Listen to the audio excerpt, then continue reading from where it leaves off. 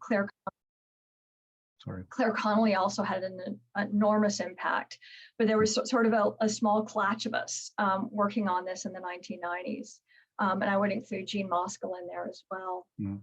Mostly around the national tale, and Katie Trumpner's book was incredibly important then too. But the field has expanded enormously beyond the national tale.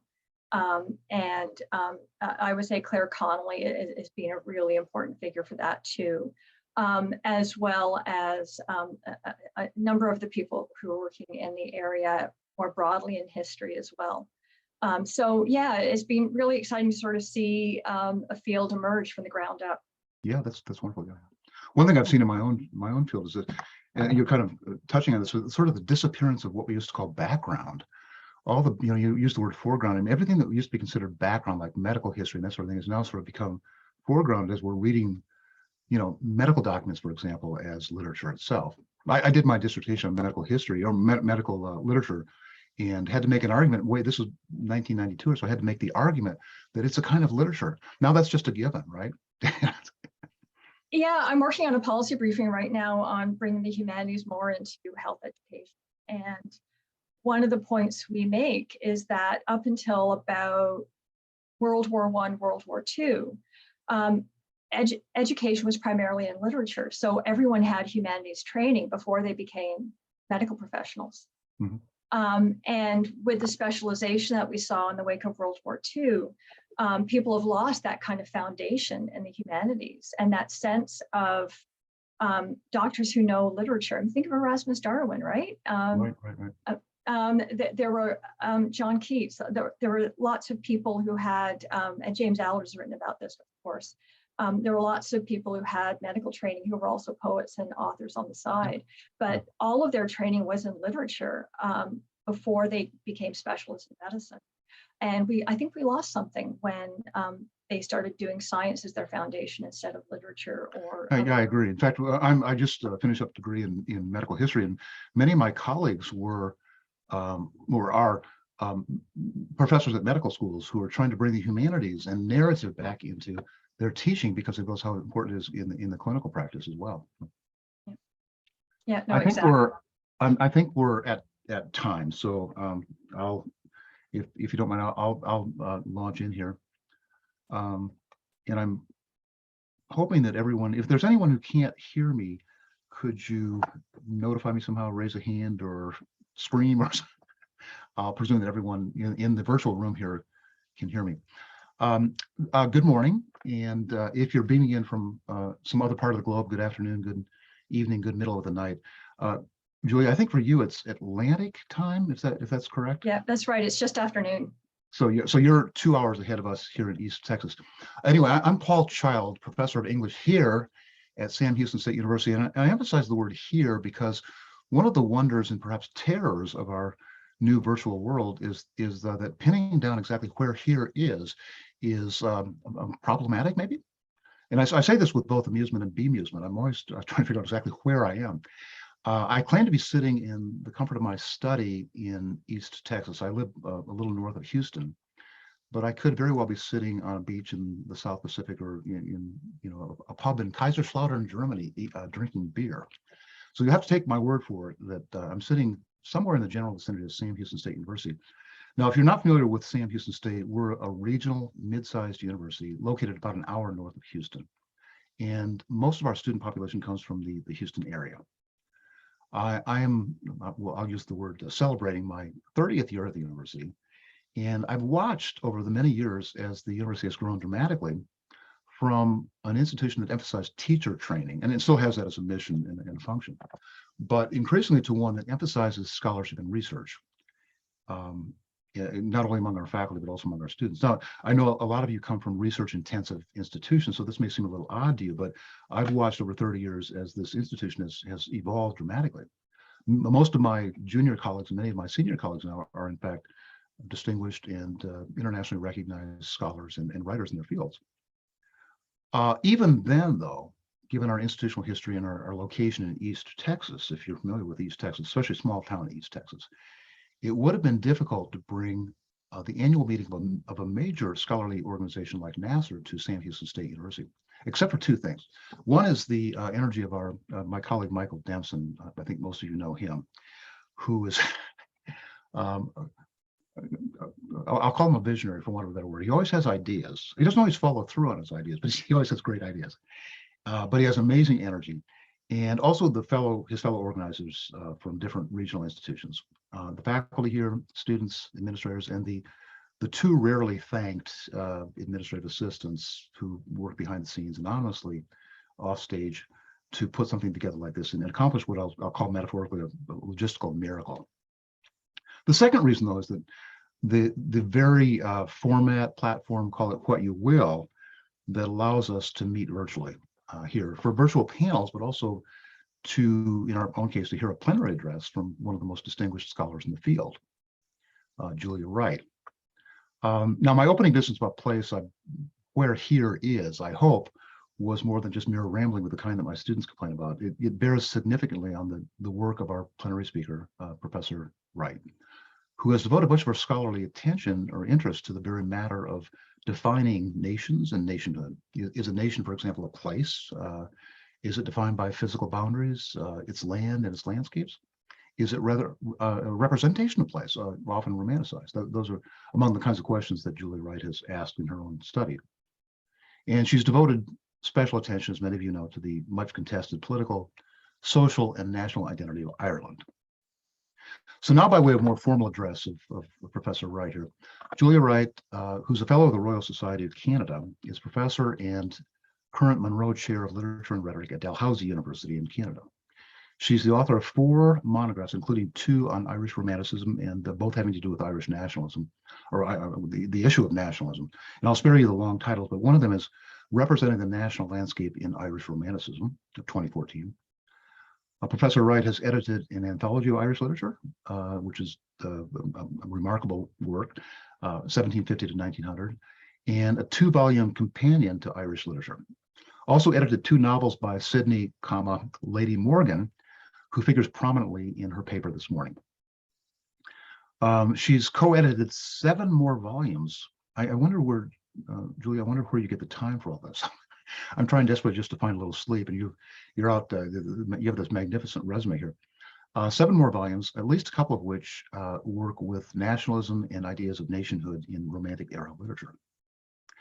As testimony to her eclectic interest and accomplishments, Professor Wright has also produced work in the Gothic more broadly, including the memorably titled Men with Stakes, and that's stakes, I presume, that one drives into a vampire heart, Masculinity and the Gothic in U.S. television. She's also served a 3-year tenure as the president of the Academy of the Arts and Humanities in the Royal Society of Canada. Sorry, I'll just call it the RSC from now on. And as a member of the RSC Task Force on COVID-19. As fellow of the Royal Society of Canada, she's led task forces studying higher education and research policy in Canada, which led to significant policy briefs. And as part of her work on oceans, she also has interest in maritime subjects and also medical subjects. She co-founded the Social Sciences and Humanities Ocean Research and Education Network, which, among other things, looks at the connections between sustainable oceans and sustainable diets. Now, if a person's life were measured by line items on a resume, Professor Wright's would be remarkable by any standard. But I think what's probably most important for our purposes is the profound impact that her work has had on, collectively, on the study of Irish Romanticism, and also in bringing the previously underappreciated work of Sidney Owenson, styled Lady Morgan, to a new generation of readers and students and scholars. Professor Wright's paper this morning is on the intellectual culture in Dublin, including women in education, literature, and what she calls a kind of, quote, quiet activism, particularly with reference to Lady Morgan and her final national tale. Now, before I turn it over to Professor Wright, we have the whole hour and 15 minutes for both the paper and any questions that follow. And as I understand the process, if you have a question, you can either somehow raise your hand virtually or write it to me in the chat box. We also have a very good administrative help here, Danielle, who will be looking at the chat box to field questions. So without further interference, I'll turn this over to our distinguished plenary speaker, Julia Wright, who is coming to us from somewhere in the vicinity of Dalhousie in Halifax, or so she claims. Professor Wright, please.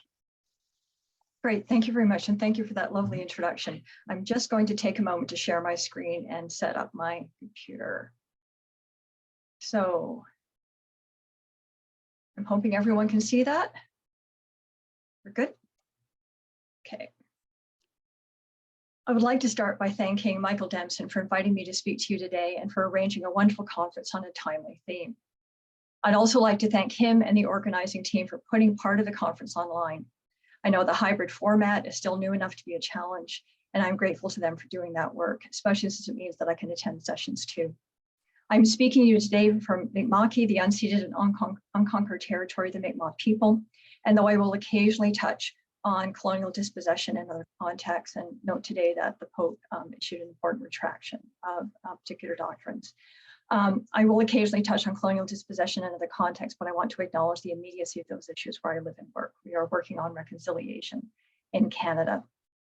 I also wish to acknowledge my awareness that some of what I say today about Romantic era support for women's education and role in social advocacy resonates with our own time, and worryingly so. The price we pay for inequality is more dramatic in some countries than in others, but as you can see in this chart, none of the countries that most of us work in are doing as well as some countries whose names begin with N. My goal here today is to sketch out some specifics of Dublin literary culture, to examine some key theoretical frames that are quite different from those produced in London and the Lake District around the same time. In particular, I'm interested in Dublin notions of authorship in relation to agency and to gender, and I'll close by suggesting that they might help us think otherwise about collective action. I'll be focusing on Lady Morgan's The O'Briens, The O'Flahertys, published in 1827, but mostly set in 1790s Dublin, where the Dublin literary and educational networks I'm tracing today was at its height. After a short introduction, I'll trace this larger context in Irish writing through three stages. First, arguments for the education of women. Second, Irish theories of authorship that focused on collaboration and revision rather than the solitary genius conventional in British Romanticism. And third, a view of a history in which the public good is propelled by women, a view particularly but not exclusively evident in Morgan's later writing. So to begin, in a still resonant contribution to a 1993 special issue on Romanticism studies, Marlon Ross confronts the problem of using Romanticism as a historically meaningful label. He notes in part, in our present, the romantic dream of a purifying national literature has been institutionalized in state-supported universities, only to remind us of the impurities of the nation state and its inherited literary estate. In our present, writing has been technologized in new ways for newly conceived market audiences, making all forms of communication more accessible, only to remind us that the romantic dream of a literate common folk tends to reoccur as a nightmare of demagoguery, jingoism, ferocious ethnocentrism, and conformist banality. We are still challenging this romantic dream and witnessing a nightmare of conformist banality. It has become all too clear that the Enlightenment myth of progress is just that, a myth. The future is not necessarily better. The past was not always worse. History has a tendency to repeat itself despite our best efforts to learn from it. And social progress is not only hard won, but also hard to keep. Education, it turns out, may be the rising tide that will lift all boats, but the tide always turns. And education today is more out of reach than it was for most of the second half of the 20th century, not just higher education either. There's less leisure time to read, bigger classes from primary school on, and so on. We are all paying a price for it, not least in rising inequality and the resurgence and insurgencies of fascist populism. Myths of progress, whether individual education towards a better life or the advancement of knowledge in the service of a collective march to a more rational and prosperous future, were always Barthian myths that conceal the endemic urge towards that conformist banality, where no one needs to think very hard or know very much at all, as ChatGPT has recently reminded us. If we jettison myths of progress, then we can also turn to Ross's suspicion of historical determinism, of viewing the horizon of time as a domino effect, whereby every writer within a span of time is naturally affiliated with every other because they occupy a similar temporal horizon. And I shall suggest we can then rethink our idea of the author. My context for this discussion is a literary network that crisscrossed the academic and theatre circles of turn of the century Dublin. This will be a little bit like a Blake poem at points with a lot of names that may be unfamiliar, but I'll try to use the PowerPoint a bit to help with that. I should mention too that I'm influenced here not only by the scholarship I'll be citing, but also by decades of conversations and connections that inform my thinking. The thousands of conference papers I've heard, by many conversations with Joel Faflak, Jason Haslam, and others, all that I've learned from amazing colleagues in Irish studies, especially Claire Connolly, and the ways in which I remain influenced by all that I learned during my PhD from my peers, as well as supervisors Talora Merjan and Angela Esterham. I'm also drawing on some cross-disciplinary and policy collaborations I've been part of over the last decade. Nothing will change your sense of authorship like being part of a team of 8 working on a single document. All of this has contributed to my present interest in an energetically chaotic cultural field. History of singular authorial voices, or even circles in schools, but an aggregate of thousands of tiny movements and communities of voices, like this graphic of a fractal. Here's a bit of a messy chart of the sorts of interactions that I'm invoking here. This is part of a larger Dublin network that managed theatres, including Robert Owenson, Sydney's father, and Thomas Sheridan. They were also advocates for and practitioners of education for girls and women, from Samuel Wright and Thomas Dermody to William Drennan and Robert Burrows. They were early members of the newly formed Royal Irish Academy, including Burrows, Drennan, William Preston, and Richard Stack. Many were connected not only to Trinity College Dublin and the Royal Irish Academy, but also to various social clubs with reformist leanings. There are other Irish literary networks that scholars have been exploring in Cork and in Belfast and among the Weaver poets of the North. But my focus today is on a highly active, loose network threaded through Dublin theatres and schools and the arguments they shared about authorship and the public role of women, a network to which Sydney Owenson, later Lady Morgan, was multiply connected, and I'm just going to call her Morgan for ease of reference. While the national tale, so strongly associated with Morgan, encourages us to think about the colonial context of Ireland as a matter for the ruling classes and the kind of political symbolism amenable to grand allegory, we must remember that Ireland, the whole of it, was in a state of crisis across much of the 18th century because of persistent rural insurgency as well as urban unrest rooted in the dispossession of many and religious intolerance that affected the daily lives of most of the population. The debate about national rights was also fundamentally different in Ireland as an intellectual tradition as well as a matter of historical circumstance. Political thought is far too complex to reduce to single text, but let's take a couple of coordinates. In 1698, William Molyneux published his Case of Ireland being bound by acts of parliament made in England, arguing unrecognizably Lockean terms against British rule in Ireland on the grounds that freedom was universal and could only be compromised by consent. As Ian McBride has noted, William Molyneux's The Case of Ireland is widely regarded as the most important and influential work of Irish political thought published during the long 18th century. Towards the end of The Case of Ireland, when Molyneux resumed his argument that binding Ireland without its consent was an infringement of the common rights of all mankind, he also included a short précis of Locke's account of the state of nature to show that all political obligation was based on the voluntary decision of men to give up their state of natural freedom and equality and to enter into civil society for the common benefit of all. Robert Burrows, Thomas More's tutor at Trinity, argued for making this material part of the college curriculum. 4 years after Molyneux's case, however, Daniel Defoe published The Original Power of the Collective Body of the People of England, founded on the premise that, quote, the freeholders are the proper owners of the country. It is their own, and the other inhabitants are but sojourners. In other words, for England, power was rooted in property, and specifically land, not consent. Molyneux is well established as a significant influence on Jonathan Swift, and that takes us to one of the key differences between canonical Irish Romantic writers and British ones. The Irish ones know and cite Swift a lot.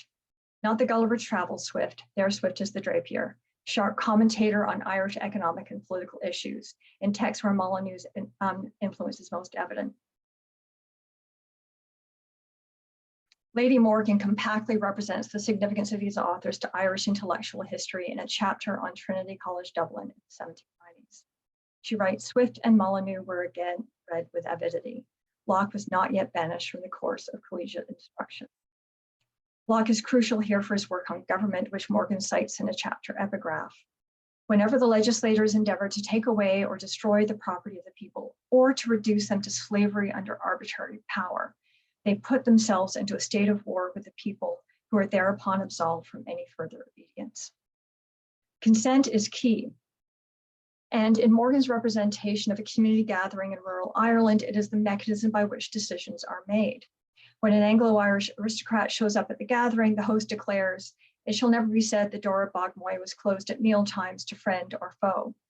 So I'll go and receive them and ask them to take pot luck if nobody has any objection." A general consent was announced. Repeatedly in the novel, consent is coerced by the dominant regime over faith and politics, making it not really consent, whereas real consent is associated with taking responsibility, though not always unironically, because it's Lady Morgan. There are at least 2 passages in the novel where women take responsibility for their actions by acknowledging that they consented, worth considering in light of recent arguments about the novel's decentering of the drivers of change, including that Morgan resists the idea of heroism and that Morgan's vision of terrorism rewrites the vector of violence from a unidirectional ascription of blame into a complex network of reciprocal, mutually constituted exchange. Rooting political thought in Molyneux and Swift puts consent above property on terms that are relevant to thinking about literary property and the claims of an author.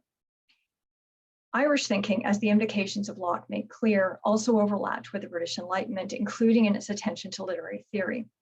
While the British Enlightenment produced such key works as Edward Young's Conjectures on Original Composition, 1759, Lord Kames' Elements of Criticism, 1762, and Hugh Blair's Lectures on Rhetoric and Belles Lettres in 1783, Ireland did more than provide Edmund Burke's 1757 philosophical inquiry into the origin of our ideas of sublime and beautiful. Late 18th century Dublin saw the rise of a number of Enlightenment-influenced societies, most notably the Royal Irish Academy, which I'll just call the Academy. The Academy published the transactions of the Royal Irish Academy through the supervision of 3 committees, 1 for each section of the journal: Antiquities, Science, and Polite Literature. The Polite Literature Committee's section included essays from the 1780s forward on the sublime, authorial style, the creative process, the effects of reading, and the restraint of traditional literary forms. In one of these essays in 1793, soon after arguing for incorporating Locke into the Trinity curriculum, Robert Burroughs asserted, "If the proper object of mankind be man, an inquiry into the varieties of the human mind, a discovery of them in their natural effects, and the style of thought traced out through the medium of literary productions and style of language, could not fail of being highly useful." The body of Irish literary theory the Academy produced relies heavily on the Enlightenment association of education, social progress, and order, and puts literature as the traditional vehicle of education at the heart of that project, on terms with implications for women and belles lettres in Dublin. For girls' education in 18th century Britain, scholars can rely on a well-established narrative that, in very broad strokes, centers on Mary Wollstonecraft's vindication of the rights of women as a transformative text.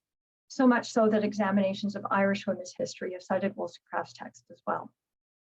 Generally speaking, radical writers associated education with social progress, and Wollstonecraft, emerging from that tradition, and with that tradition, crystallized the implications of that connection for the education of girls, arguing against a conservative tradition embodied in Britain by such popular works as James Fordyce's Sermons to Young Women in 1765, and John Gregory's A Father's Legacy to His Daughters, published in 1774. Both Gregory and Fordyce argue for young women to make themselves attractive by performing superficiality. Gregory notoriously recommends, if you happen to have any learning, keep it a profound secret, especially from the men, who generally look with a jealous and malignant eye on a woman with great parts and a cultivated understanding. Something you see too often on Twitter. Wollstonecraft countered that such views encourage pernicious behaviors, and that as rational beings, excuse me, I just lost my screen. There we go. As rational beings, girls would benefit from education and in turn would benefit others, particularly as thinking women capable of making moral judgments and wise decisions in managing households, raising children, and so on.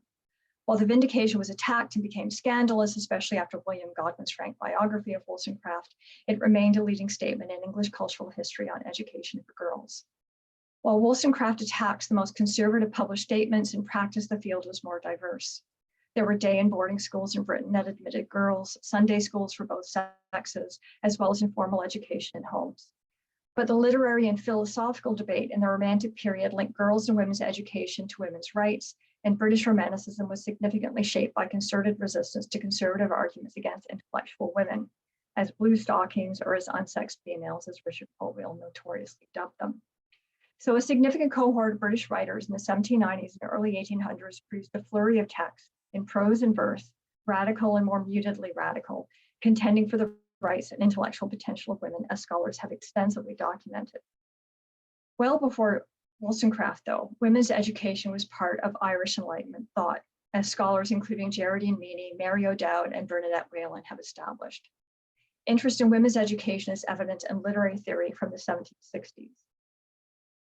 In 1764, the year before Fordyce's sermons appeared in Britain, Daniel Webb had his remarks on the beauties of poetry published by Sarah Cotter, an important printer in 18th century Ireland. In the dialogue, a female speaker laments, "Men cut us off from the means of knowledge and then wonder at our ignorance. Good sense you have appropriated by calling it manly.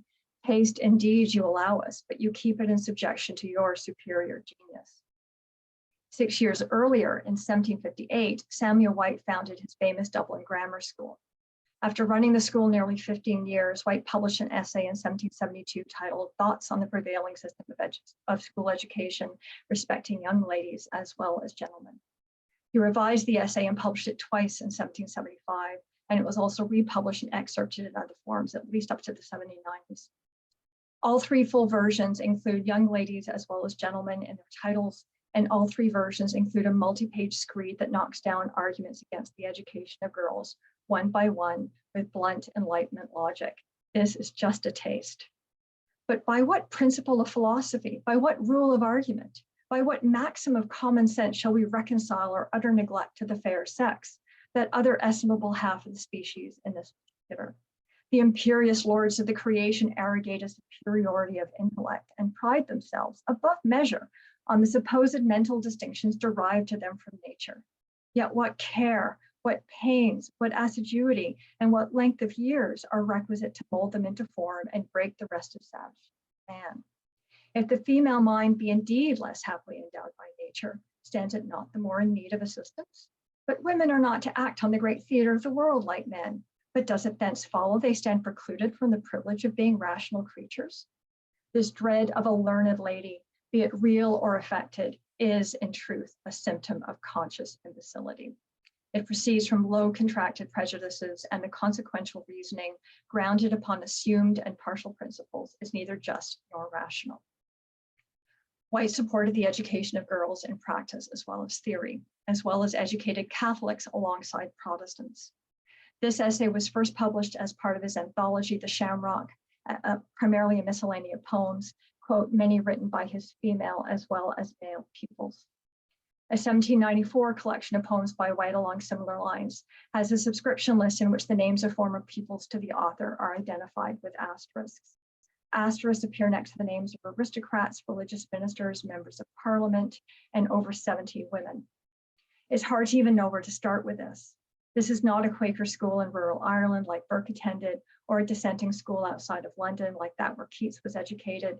It's a grammar school mere steps from the centers of power in Ireland, where the Anglo-Irish elite, including aristocrats, were taught alongside girls and Catholics of various classes. For those on foot, White's school was less than 5 minutes from Trinity College Dublin and the Irish Parliament, and less than 10 minutes from the castle, the seat of colonial administration. Mary O'Dowd suggests that White deserves credit as one of the earliest Irish advocates for education of girls, and notes that, quote, the number of newspaper advertisements for girls' schools increased significantly in the last quarter of the century, and by 1800, all of the major cities had small boarding schools that catered to girls from well-off rural and urban families. In the version of his essay that appeared in the Dublin edition of Stretch's The Beauties of History in 1775, White asserts, the practicability of a regular system of rational and polite erudition for the more amiable half of the species will hardly be questioned when it is known that the education of the following young ladies was conducted on the principles laid down in the subsequent pages, and he then lists about 90 of his female pupils. It's lovely to see a teacher so proud of his students. Wright marks 28 names on this list with asterisks to indicate those who are now receiving instructions and completing a course of the Belles Lettres, including 2 of the 3 daughters of Sir William Montgomery. Eliza was born around 1751 and Barbara in 1757, making them about 24 and 18 when they took White's course in Belles Lettres. White's 1794 list of subscribers also includes some of the most prominent members of the Royal Irish Academy, where women and Trinity undergraduates could not be members, but were alike supported in literary pursuits. As Meany O'Dowd and Whalen note, it was members of the Irish Academy who first suggested to Charlotte Brooke that she publish a book based on her transcription and translations of Irish poetry, and Academy members assisted her in various ways, including with the hurdles of book publication. They also initiated a series of essay competitions in the early 19th century in which women were permitted to participate, with women's prize-winning essays appearing in the Academy's transactions in 1815 and 1828. William Drennan, a member of the Royal Irish Academy in his early years, was also a key player in founding the Belfast Academical Institution in the 18 teens to provide both a school and a university equivalent collegiate department known as Belfast College. Its senior Belles Lettres class was open according to an 1818 college document to persons of both sexes, half a century before women were admitted to British universities, offering a parallel in 18 teens Belfast to White's late 18th century course at Dublin on Belles Lettres. In other words, individual and institutional support for girls' and women's education and polite literature can be traced from the 1750s to the 1820s, making the dominant discourse of girls' education in Ireland very different from that in England. Drennan, Webb, White, all were prominent authors. Webb was a leading 18th century aesthetic theorist in the British Isles. White publishes poetry and that of his students in various volumes over 3 decades, as well as essays. Drennan was a successful poet and physician, and for a time, a leader in the United Irishmen in Dublin. His poetry and prose were republished up to the late 1850s. Periodicals played a part too, and O'Dowd points out that apart from reprinting extracts from White's article, the Irish Walker's Hibernian magazine also published some of the most advanced views on women's education appearing in American and English periodicals.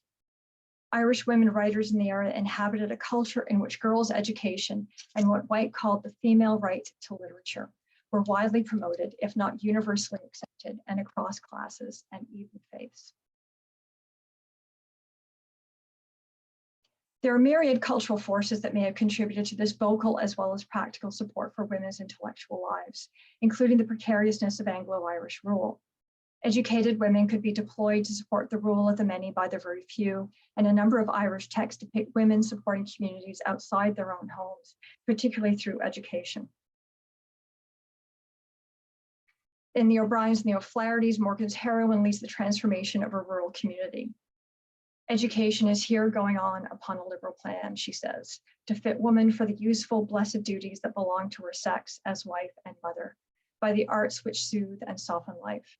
I have brought over with me the Sir Clariste of my convent in Rome, to whom I am indebted for the cultivation of my musical talents. For the rest, time is occupied, and intellect, once awakened, will soon find its level. You have heard the cheerful noise of that merry mill turned by a torrent, which is no longer a mere feature of picturesque desolation. You have seen the dwelling of the peasant, no longer a part of the soil out of which it rises. This representation of women's activism did not just come from the pens of Liffenus and Owensons. Gothic writer Charles Robert Maturin, then a curate in Dublin, made a more concerted pitch for such a liberal plan in his sermon, Necessity of Female Education. His focus is religious instruction, specifically making the knowledge of the Bible the basis of all education, but he urges it in the name of social supports. This is just a part of it. Who are they who are at the head of almost all the real good done in society? Who are they who, even in this deserted country, move the great springs of every national institution that has been formed for the benefit or the relief of their fellow creatures? Women.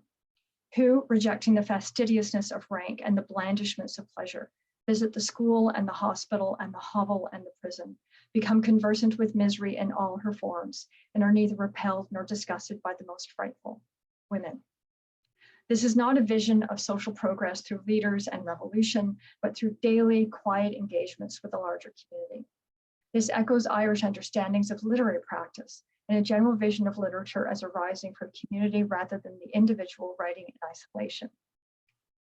Irish literary theory in the late 18th century balanced the mind in creation, to use Percy Bysshe Shelley's phrase, with the educated writer in revision, as part of a larger promotion of education as the means by which to establish order, in poetry as in society.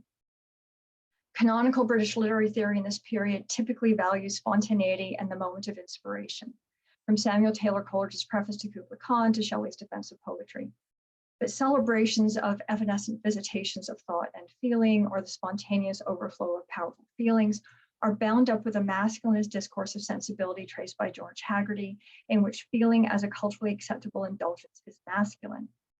In this context, Wordsworth's spontaneous overflow is an articulation of privilege, of a subject so powerful that he can survive even the brief suspension of his own agency as the foundation of his claims to the kind of property that underwrites political power in Defoe's England. Thus, Young's conjectures on original composition insists, prefer the native growth of thy own mind to the richest import from abroad. Such borrowed riches make us poor. His works will stand distinguished, his the sole property of them, which property alone can confer the noble title of an author. To share the creation is to share the property, and so the power it confers.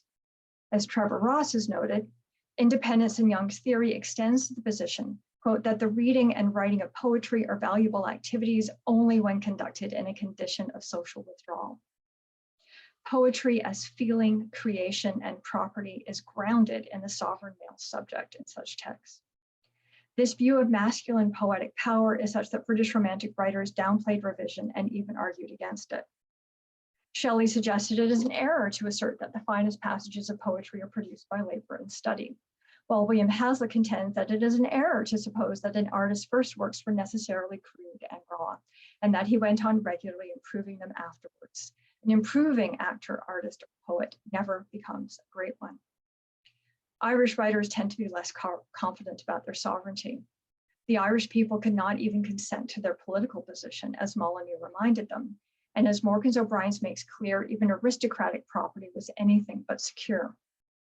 Early 19th century Irish fiction returns repeatedly to elite male protagonists for whom colonial disenfranchisement creates an ongoing crisis of identity.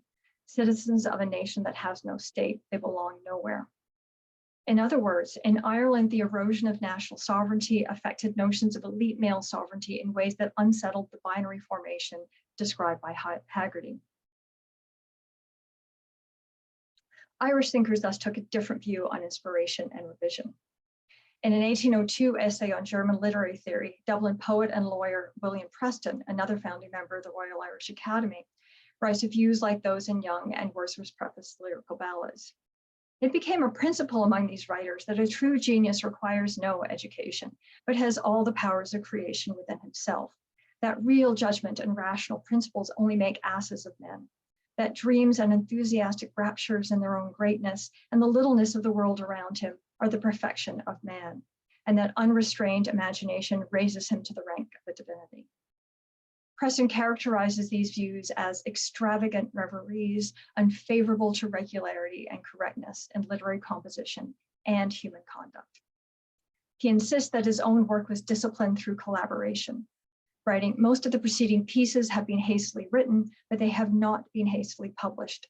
I have kept them by me many years, submitted them to the revision and censure of my friends, and been ever more ready to adopt the corrections and emendations of the candid and judicious.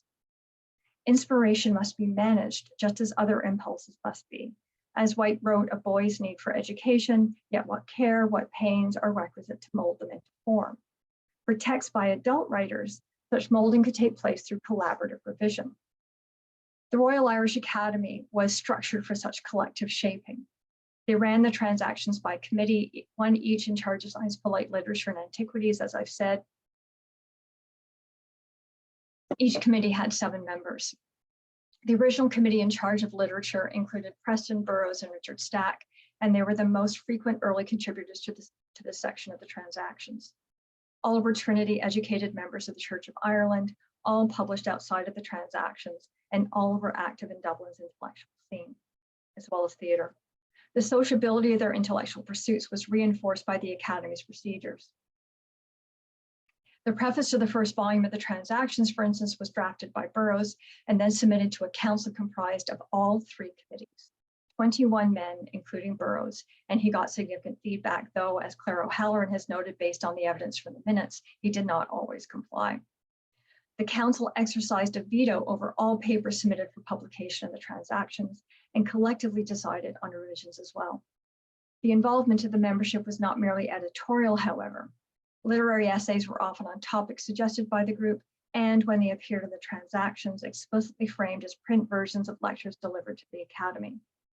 In other words, functioning by collective consent, by consensus, was baked into Academy processes from the very beginning in 1785, while literary theory was a key pillar of their work, again from the beginning. In Preston's literary theory, a poet can be inspired, but the product is not necessarily sufficiently correct, published. In his poem, To a Lady on Her Saying Poetry is But Fiction, Preston describes writing poetry as, quote, soft delirium, involuntary as the flame of love. Preston repeats his point about poetic inspiration being involuntary in the advertisement to the 2nd volume of his collected works. Poets are as ill able to maintain their determinations as lovers. Throughout his work, Preston views composition as a 2-stage process. First, the hastily written effusion, in which the poet's mind is but an instrument on which the sacred hands of nature play, and inspiration is involuntary, and then years of feedback and careful revision to ensure correctness. Women writers followed this model too. Morgan openly revised her fiction, countering Hazlitt's view of first works. She laments her early novel, The Wild Irish Girl, as a juvenile indiscretion, in noting her attempt to correct its incorrigible errors of style, and she revised The Missionary at the end of her life. Such correctness can even be instilled into the unruly masses through education. Preston argues, for instance, that political drama can be used to shape popular opinion as, quote, a most important instrument in the hands of government. And his essay on credulity in particular is an effort to understand the forces that sway popular unrest and reinforces this principle of government-friendly instruction. Preston dismisses censorship as a solution to rumor and what he terms false news, arguing that it only encourages speculation and suppresses information. Preston argues instead for the general education of the public. An enlightened and well-educated people will doubt, will inquire, will think for themselves, while a rude, ignorant, and miserable peasantry will eagerly catch at every report or suggestion that flatters the hope of change which must naturally be ever welcome to the miserable. While canonical British Romantic authors favored the model of the male genius whose work is inspired rather than crafted, their Irish counterparts stressed education and collaborative regulation as necessary to correcting individual judgment, from editorial committees for the Transactions to revisions based on friends' advice, to education as the means by which to ensure that people can better reflect on rumor. In this theoretical environment, women writers perhaps pose less of a challenge to the sorts of patriarchal norms discussed by Haggerty and others. If men are not unfettered prodigies, but fallible products of education and experience, then there is not so precipitous a gap between men and women after all. Morgan thus said of her Irish hero, he had, while in college, begun a pamphlet on the state of Ireland, and he was now occupied in finishing, revising, and clearing it off for the press. It was written with eloquence and enthusiasm, evincing that its author had felt more than he had thought on the subject. Irish literary theory thus lays out the terms on which literature could be corrected, mitigating the risk of disruptive material. Putting consensus rather than property at the foundation of power radically shifts the conversation about literature and gender as Irish educators and authors drew tight connections between education, literary order, and social order, stressing in all the effective governance of impulses through collaborative correction.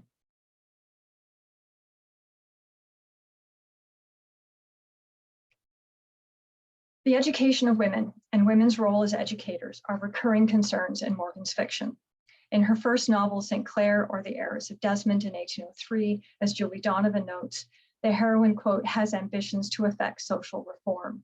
She teaches poor school children free of charge, and as she nears death, applies her skills as an artist to sketch a plan of a school for orphans.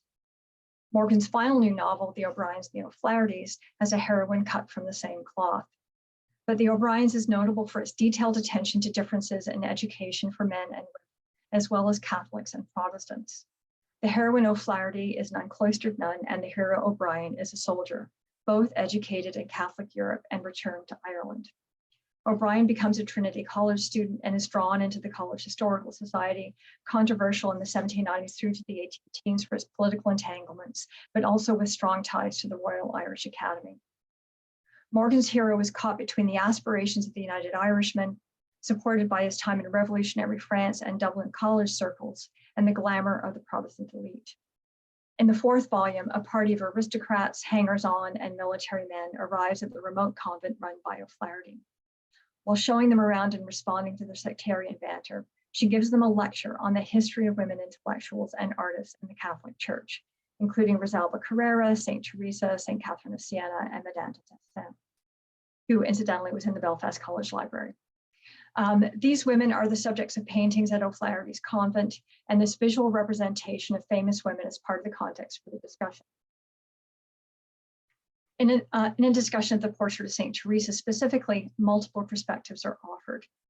She was a chosen vessel of the church, said the superior, dropping all that was mundane in her look and manner and folding her hands on her bosom to forward the salvation of her erring children. She was a chosen instrument to forward a system injurious alike to the liberties and happiness of mankind, said Lord Arranmore, with more acrimony than the subject demanded. And well chosen too, said the general, if she was as lovely as that picture represents her. Her beauty is on record, said Lord Arranmore pointedly. She was an author too, asked the general. Many extraordinary works are attributed to her, said O'Brien. Her Action de Grâce is full of grace, and her Chemin de Perfection is written in a manner very little calculated to answer the end it proposes, while her hymns are worthy of Sappho. Here and throughout the section of the novel, Protestant members of the party remark on the women's appearances, while O'Flaherty and O'Brien debate the ethics of their influence, with O'Flaherty performing the meekness that patriarchal society requires of her while standing her ground with facts, and O'Brien pointedly ending the general's chatter about St. Teresa's appearance. As the only two characters present with a Catholic European education, they know who these women are, much to the surprise of some of the others of the party who consider this obscure knowledge. In this novel, Morgan returns again and again to representing significant variations in European education. Anglo-Irish Protestants who do not know history and only respond to women as surfaces, Irish aristocrats with a continental Catholic education who do know history and are well aware of women's intellectual accomplishments and importance as public figures, while the lead characters are a nun who supports the role of women in the church and a Catholic educated man of the Enlightenment who is opposed to the church and therefore to anyone, even a woman intellectual, who supports it. Sexism here is put largely at the door of those ignorant of women's history, within an Anglo-Protestant order in which women only pick up scraps of literary knowledge from scandals of theaters, recalling Webb's female character's complaint, men cut us off from the means of knowledge and then wonder at our ignorance. But Morgan also centers Catholicism here, in opposition to Englishness and English education.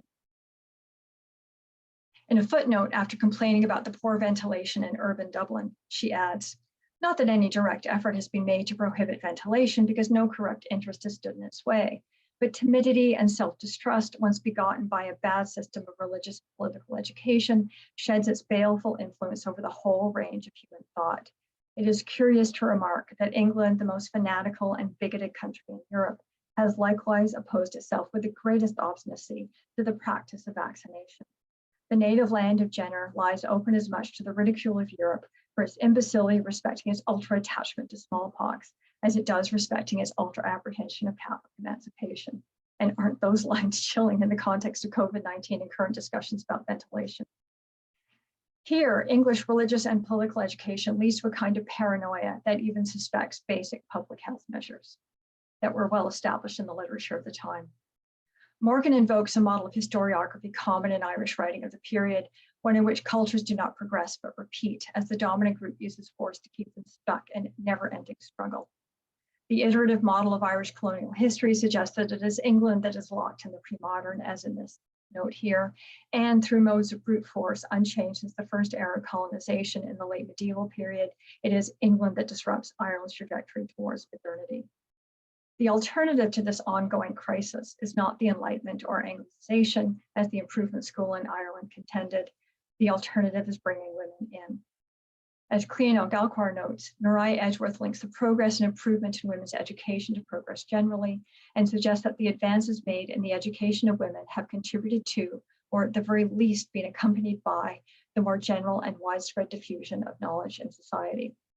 Morgan broadly agrees. In Woman and Her Master in 1840, Morgan celebrates a number of women for their political influence and turns to the remote past. In the first chapter, she argues that women were first oppressed by force and then by law. And quote, still, notwithstanding her false position, woman has struggled through all disabilities and degradations, has justified the intentions of nature in her behalf, and demonstrated her claim to share in the moral agency of the world. She's much less utopian than Edgeworth.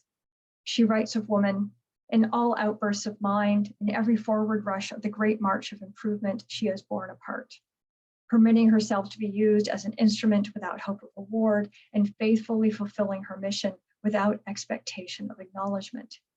Woman has, in various ages, given her secret services to her taskmaster without partaking in his triumph or sharing in his success.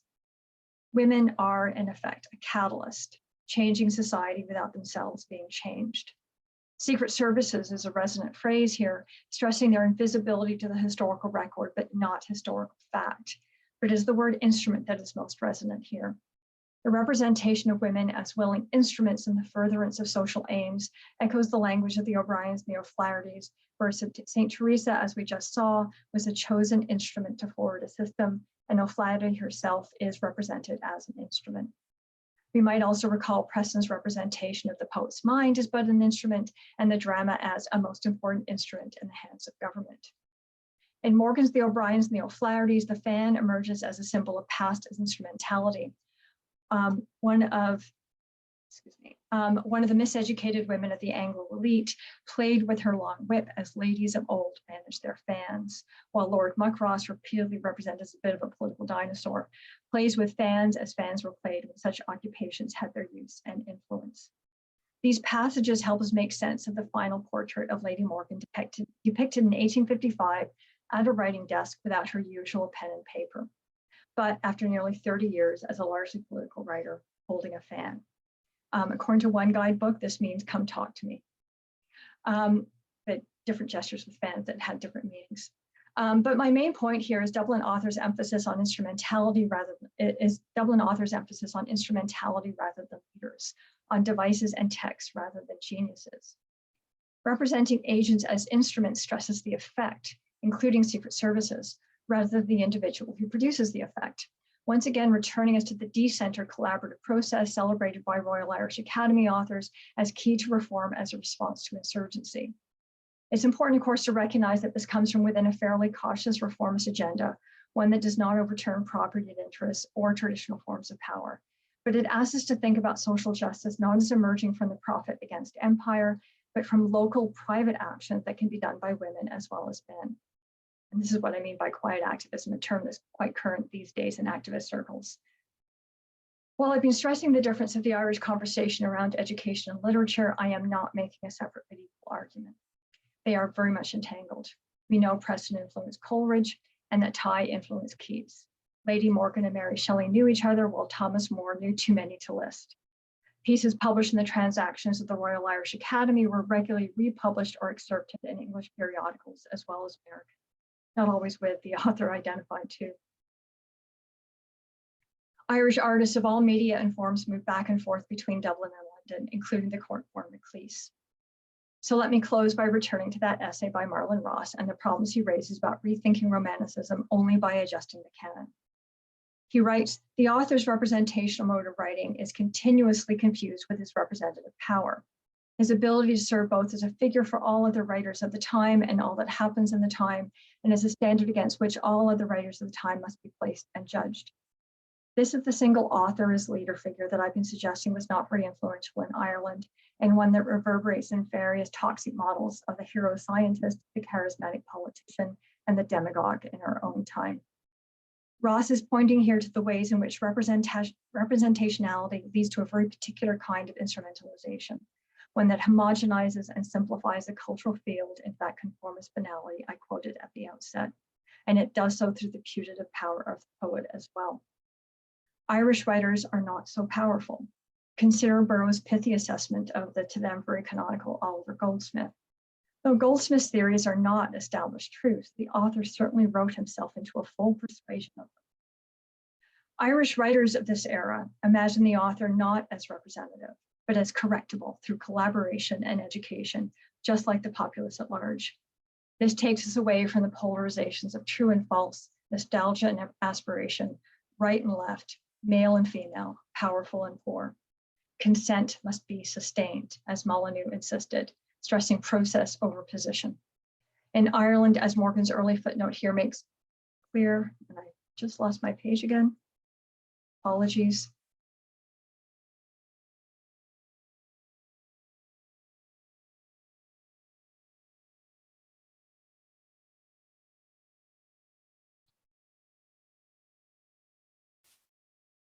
I have never seen Word do this. I am so sorry, everyone. This will just take me a minute to sort out.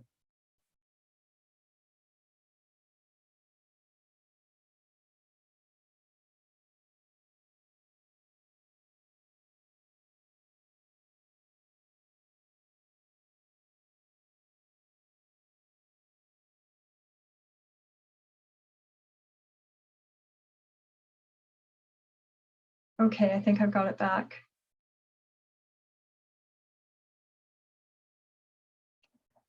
Okay. This takes away from the polarizations of true and false, nostalgia and aspiration, right and left, male and female, powerful and poor. Consent must be sustained, as Molyneux insisted, stressing process over position. In Ireland, as Morgan's early footnote here makes clear, forms of justice oriented around property rights were inaccessible.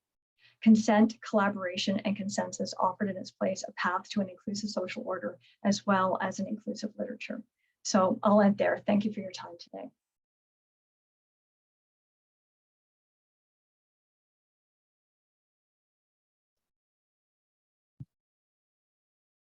Okay, let's see if I can get back in here. There we go. Okay, Julia, thank you very much. I wish we had the benefit of real applause as opposed to virtual applause, but thanks very much. I'm going to open this up now, if Julia, if you're willing, to a few questions. But let me myself begin with one kind of general one. Is that this is such rich material, and it's so dense, and I mean that in the best sort of way. It's so packed. Is this part of a larger project that you see unfolding? Yeah, I'm currently working on a book on Thomas More that's not really on Thomas More. What I'm interested in that project is thinking about More as a kind of tracer, and one that picks up on and echoes various local cultures to which of which he was a part. So the first chapter talks about the very different literary landscape in Dublin, and this is part of that. And especially around ideas of the author. I think one of the elements that has led to a misjudgment of Thomas More's work, all the way back to that slur by Leigh Hunt that scholars have pointed out wasn't necessarily said, that he loved a lord, is due to putting him into British Romantic frames. I think his idea of authorship was quite different. And that emerges from his work in Dublin. And then I deal with his travels in the transatlantic. Most of it's about his travels and his sense of the oceanic. Thank you very much. Okay, we'll open up the floor to anyone who cares to ask Professor Wright a question. I think you can just, I guess, do I have to unmute you? I think maybe you can let's see. I think you can unmute yourself, Michelle. I can unmute myself. Thanks. Yes, the power. Okay, the power, yes.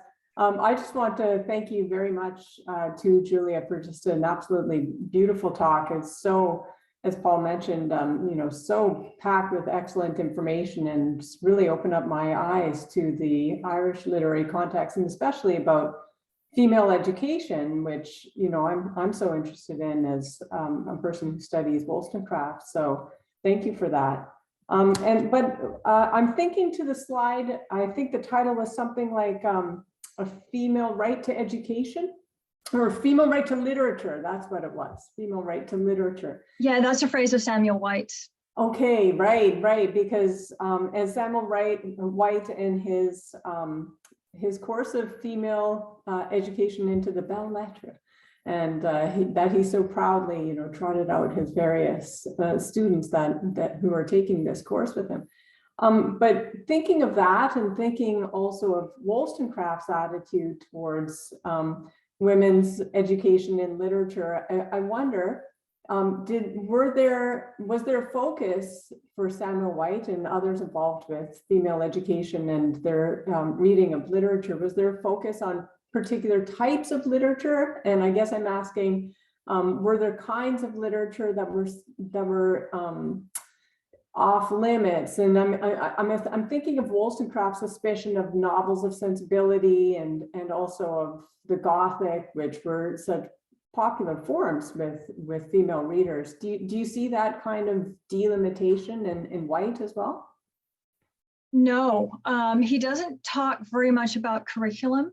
And he ran a grammar school. So grammar schools conventionally taught Latin and Greek and had students imitate the literature. And certainly you can see that in the work he published from his male and female pupils. A lot of it was neoclassical.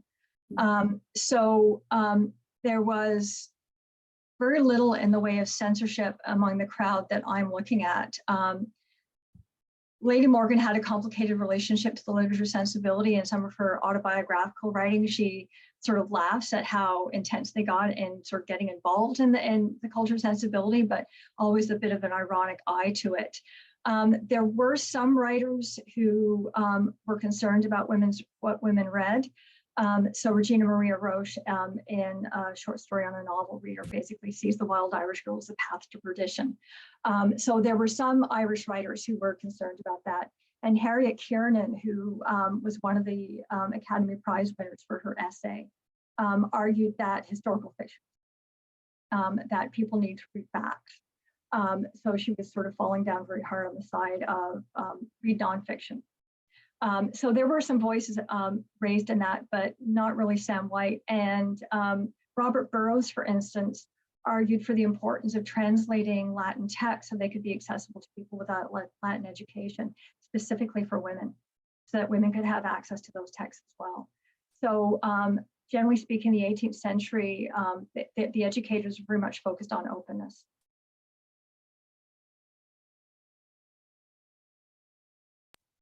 Thank you.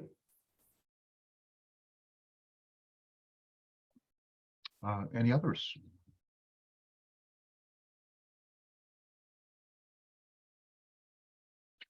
Julia, apparently it was so thorough that nobody has any questions to ask of you. You've already anticipated them all. I don't get to read a footnote out. Please. Please. I don't want to take up all the floor time, but you know, while other people are thinking, maybe I'll ask a follow-up question if you don't mind, Julia. Thank you very much for answering my other questions so thoroughly. And I was wondering, you know, thinking of these early Irish writers on female education, and you mentioned, of course, Wollstonecraft and a few others, but I wonder, do any of them make reference to Catherine Macaulay, who was so influential on Wollstonecraft and, you know, was of course much earlier than her, but as a, you know, because she was so influential in her letters on education. No, not that I recall by name, but I think she may be another woman author who's in the Belfast College Library. They published a catalog of the books they had in their library, and there's easily half a dozen nonfiction books by women in there, and I think Macaulay's one of them. Okay. I would have to check my notes though. Okay, yeah, thank you.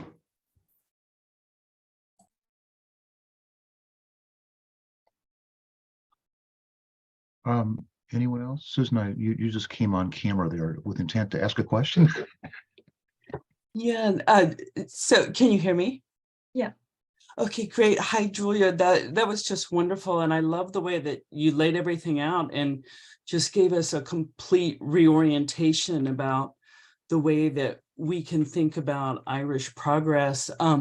So I noticed, and I really loved that you were in different slides putting in images by women artists, and I'm wondering how are you working with that, or what are you thinking about that as you're kind of employing those? Mostly I was trying to make the slides a little more visually interesting. As I was saying to Paul before we started, in another life, I might have gone into art history. But I wanted to make the point that it wasn't just written text, that women were also very active in other spheres of the arts. I think this is one of the things we miss when we look at the Irish Enlightenment. There's a great book by Michael Brown on the Irish Enlightenment, but he focuses on male domains of knowledge and activity, so law, for instance. And I think it was the arts where women were allowed to really flourish in Ireland. So as far back as 1740, Enlightenment societies in Dublin were giving prizes to women for their work. So there was a really active art scene in the 18th century and early 19th century where women were allowed to do that kind of work. Although it's a little bit outside the margins of my project, I wanted to sort of acknowledge that as a key part of women's public activity, because a lot of this work was more public than some of the writing. So Melusina Trench, her work wasn't published until like 1860, something like that. But many of the artists that I've listed here were part of discussions about naturalism. Mary Battersby, I think she knew Mary Delaney. She was known as a naturalist. There are hundreds of pictures available at the National Library of Ireland. So it helped them push into the sciences, as it did with some English watercolorists. And they were doing public exhibits, and they were being commissioned to do artworks. So in some ways, it was another line of public activity for women in a period that I think deserves more attention. I haven't seen a whole lot of it, so I wanted to call a bit of attention to it while taking advantage of some pretty colors. Right. No, thank you on that. And I noticed that last sketch by Nicholson. I mean, she's part of the bookmaking project, right, in the research of South Ireland. And so I think there's this whole other participation that is really ripe for someone to go in and start working with that. Exactly. And there's whole questions even now about how much of a part she played in Croker's writings. Exactly how much she was working as a single author and how much it was a collaboration of the kind that people like Stuart Kern have talked about with Shelleys. There's a lot of work to be done there. And one of the things I find fascinating is that Marianne Nicholson was not just working on Irish researchers, but she was a cousin of Florence Nightingale. So there are pathways for other lines of knowledge as well. Great. Thank you so much. Thank you. Thank you. Any others? Joel, or are you on camera with intent there? I'm on camera with intent. Can you hear me? Yes, you can hear me? Yeah. Okay, good. So I'm in a cafeteria, so I just want to make sure I'm not speaking too loud. I thought it was a different background. Yeah. Julie, great to see you, as always, and amazing paper as always. This is a really just theoretical, conceptual question, which is probably so simplistic, but thinking about, I love one of the first slides you put up where you map out the networks of intercommunication, and at various social and political levels, including gender, race, so forth and so on. So there's on one hand, they're intercommunications that indicate the networks of democracy and democratic exchange. At the same time, they're materializing a kind of rationale of technological domination, if I can put it that way, to use a phrase from the culture industry or something like that. How do you think through the tension between those two things in your work, just at a broader conceptual level? Does that make any sense? Yeah, thank you for that. It's interesting because if you read some of their private documents as well as the public ones, it becomes clear that they were very aware of that private-public divide. So Alicia Sheridan Lefanu advised a young Sydney Owenson to be a little bit more careful about how she behaved in society because it was going to affect her future life. And later, towards the end of her writing career, Lady Morgan reflected on the fact that back in the day, politicians of various stripes could meet in social settings and talk frankly and civilly, and that things were getting quite polarized, and she missed that. So there was a sense that as they moved between different spaces, there were different things that could be said and different ways they could organize themselves. So I see a lot of these kinds of networks not being democratic. They didn't have access to that. Not just all the women, but some of the men, because they were Catholic or they were dispossessed and for some other reason. Just being Irish, as many writers point out, was enough to put you lower on the social ladder. So for them, it was an alternative form of organizing. It was, in some ways, more of a protest march than it was a government structure.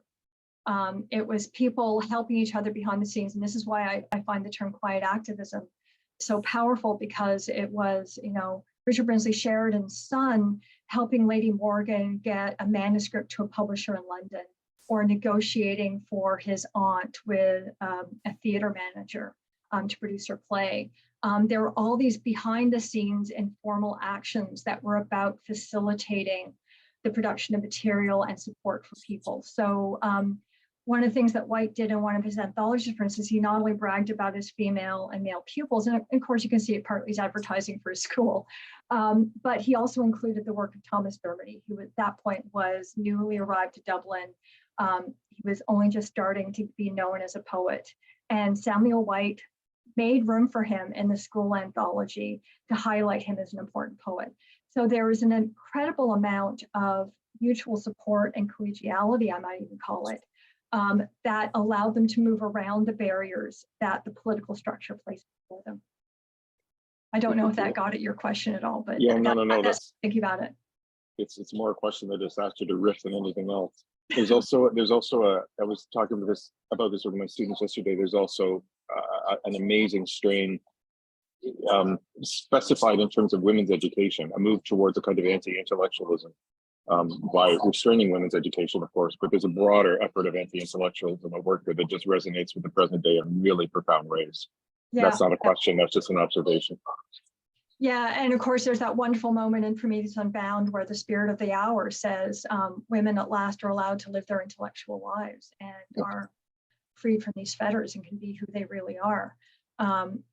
Yeah, the toxicity of that seems to be well felt. And it's one of the reasons I'm reevaluating all of the accounts of Sydney Owenson's visits to London, where she was basically coerced into the role of Glorvina, one of her heroines, the heroine from The Wild Irish Girl, put into a sort of crude dress and given a harp and expected to play. She was a political thinker. She was extremely well read. Aristocrats opened their doors to their libraries and let her just sit there all day and read, which is another form of this kind of collegial collaboration. And there she was, sort of put into this role of being this highly romantic heroine, which doesn't even really do justice to the character in the novel. So there's a kind of shoehorning that happens once they move Dublin into the London culture. That's really quite fascinating as a kind of constraint on what they could think, could do, and say. Super. Good on the Nasser 2023 organizers making you a plenary. It's about time. Thank you. We can thank Michael Dempson for that. I think I think we're at the allotted time. Are there any final questions or comments or insults of the host? Not the speaker, but of the host. There's still the coffee thing. So if people want to think about this for a little bit and come back at 2:30, 2:30 Central Daylight Savings Time, we will convene again for virtual coffee. And I'm still trying to figure out how we both sweeten that and also, decide on which flavor. So, but please feel free, welcome to come in. And in the meantime, thank you very much for all of you who have attended here and the great questions. And Julia, thank you very much. This was a great talk. I think a great way to kind of help launch the conference. Great. Thank you, everyone, and thank you for the questions. I look forward to more conversation later this afternoon. Okay. Thank you. Thank you. Bye. Thanks to both of you.